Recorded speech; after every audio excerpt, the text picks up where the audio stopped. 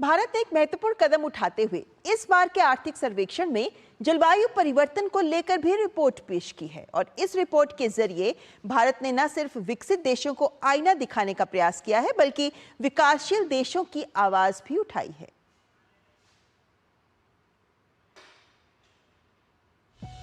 संसद में पेश आर्थिक सर्वेक्षण के जरिए इस बार जलवायु परिवर्तन के मुद्दे पर न सिर्फ भारत ने विकसित देशों को आईना दिखाने का काम किया है बल्कि विकासशील देशों की चिंताओं को भी सामने रखा है। सर्वेक्षण में जलवायु परिवर्तन के प्रति अधिक संतुलित दृष्टिकोण अपनाने का आह्वान किया गया है। वहीं नीति निर्माताओं को दीर्घकालिक वैश्विक जलवायु प्रबंधन में अत्यधिक व्यस्त रहने के बजाय मानव कल्याण में सुधार के निकट अवधि नीति लक्ष्यों पर ध्यान केंद्रित करने का सुझाव दिया गया है।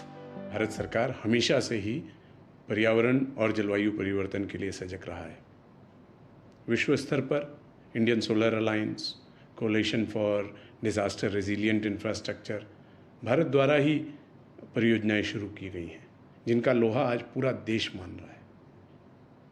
इस रिपोर्ट का आखिरी अध्याय बहुत ही रोचक है, क्योंकि ये कहीं ना कहीं हमें प्रोत्साहित करता है कि हम विश्व पटल पर वर्तमान में चल रहे डिस्कशंस, डिबेट और स्ट्रेटजीज को दोबारा से देखें। सर्वेक्षण में कहा गया है कि विकासशील देशों को इस बात के लिए दोषी ठहराना गलत है कि वो अपनी ऊर्जा खपत पर अंकुश नहीं लगाना चाहते। विकासशील देशों को बेहतर जीवन स्तर की अपनी आकांक्षाओं को त्यागने के लिए कहना नैतिक रूप से गलत है, ताकि विकसित देश स्वच्छ वातावरण और ठंडी जलवायु में रहने के अपने तरीकों को बनाए रख सकें। वैश्विक उत्सर्जन को सभी आर्थिक नीतियों के शिखर पर पहुंचाने की प्रक्रिया में न केवल विकास लक्ष्यों को कम कर दिया गया है बल्कि विकासशील देशों को सीमा पर कार्बन टैक्स की धमकी भी दी जा रही है।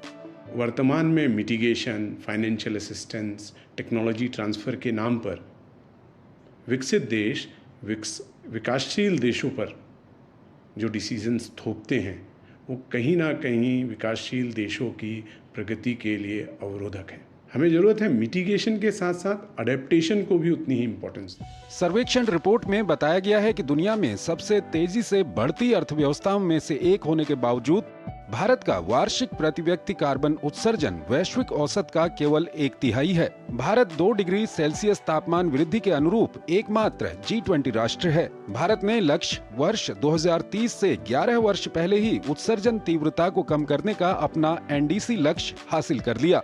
भारत ने ग्रीन हाउस गैस उत्सर्जन से अपनी आर्थिक वृद्धि को सफलतापूर्वक अलग कर लिया।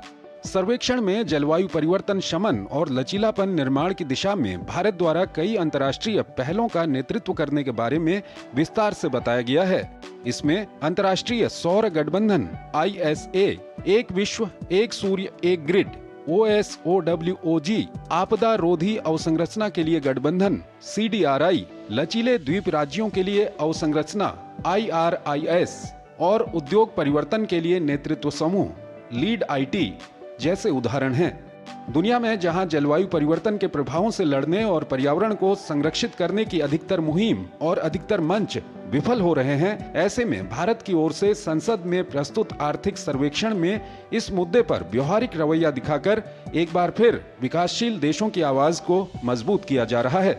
चंद्रशेखर जोशी की रिपोर्ट, DD न्यूज।